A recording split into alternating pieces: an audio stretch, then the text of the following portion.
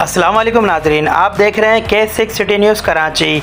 खबर शामिल करते हैं। न्यू कराची में तजवीज़ात माफिया बेलगाम, मुतल्लका इदारे भारी भत्ता वसूली के तहत खामोश तमाशाई। न्यू कराची सेक्टर 11I और सेक्टर 11J के इंसानी जानें दांव पर लगा दी गईं। मुतल्लका शिकायत के बावजूद करप्ट अफसरान खूब गफलत में मदहोश। Human rights and social justice registered district central के सदर राव दिलशाद अहमद खान का पुरजोर मुतालबा। जी राव दिलशाद साहब, क्या कहना चाहते हैं? बिस्मिल्लाहिर्रहमानिर्रहीम।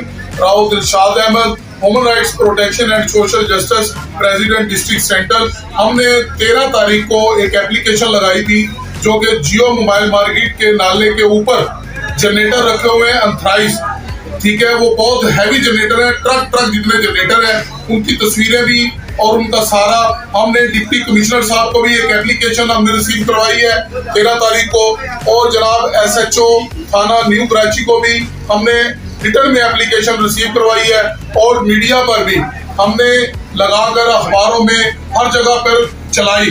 लेकिन इस दिनों के अंदर कोई किसी ने अमल दरामद नहीं किया।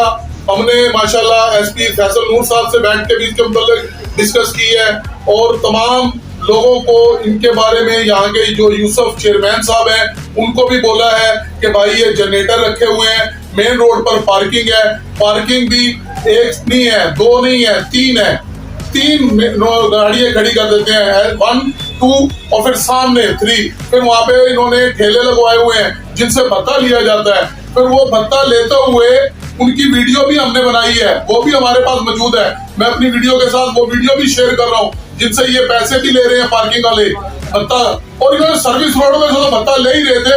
अब ये इतने हैवी हो गए कि मेन रोड पर आ गए हैं, लेकिन कोई रोकने वाला नहीं। हमने इनकी आवाज उठाई आला हुकाम तक, सुप्रीम कोर्ट के ऑर्डर इनको बताए कि भी ये ऑर्डर है, इस पे ना करो, तो इन्होंने उल्टा हमें थ्रेड करना शुरू कर दिया और हमें काले करानी शुरू कर दी मुख्तलिफ जराए से।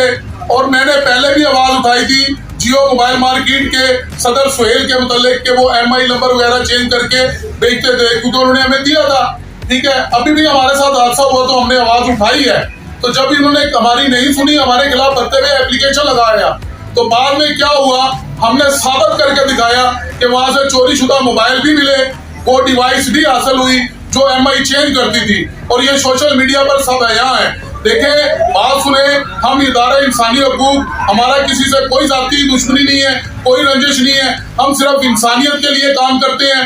काम वो कोई भी हो, किसी भी मजहब का हो, किसी भी मसलक का हो, हम इंसानियत पे काम कर रहे हैं, और हमारे मुतल्लक जहाँ से वो चीज चाहते हैं इंटेरोगेशन करें, ना हम क्रिमिनल हैं, ना हम क्रिमिनल की सपोर्ट करते हैं।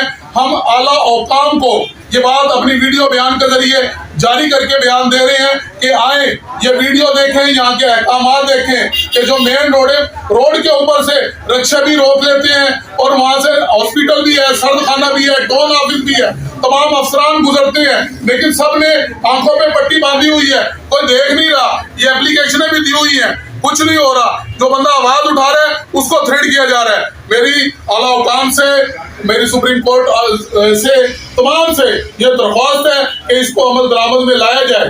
पाकिस्तान जिंदाबाद। अल्लाह हाफिज।